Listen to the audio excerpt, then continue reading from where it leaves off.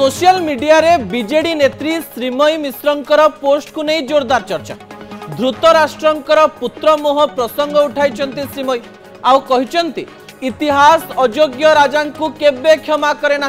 राजा नीरवता आनी थाए दुखद परिणाम।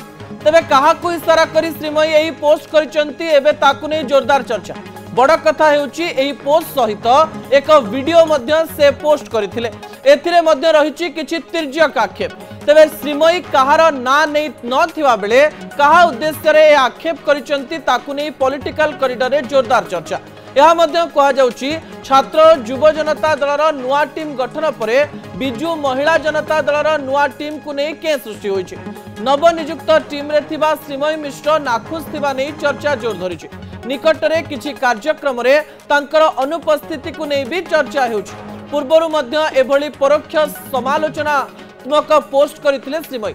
सेतेबेले से पितामह भीष्म सरसज्जा रे पड़िथिबा कथा उठाइथिले। सेपटे एमिति किछि असंतोष नथिबा कहिसंती बीजेडी रो महिला सभानेत्री स्नेहांगिनी छुरिया। श्रीमयी दल सहित अछंती।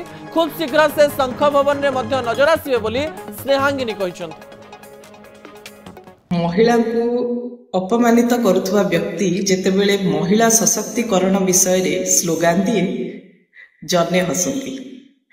अन्यायर सीढ़ी चढ़ुवा व्यक्ति जेतेबेले निजको न्यायमूर्ति प्रमाणित करबा पई सत चेष्टा करे जने हसंती। निज पई गोटे छोटिया निष्पत्ति न नै पारुवा व्यक्ति जेतेबेले राष्ट्र निर्माण रो कथा कहे जने हसंती। ये कौन सोशल मीडिया रे ता इच्छा रे से छाड़ला सेटा को दल सहित आपण माने रिलेटेड करंतु नाही।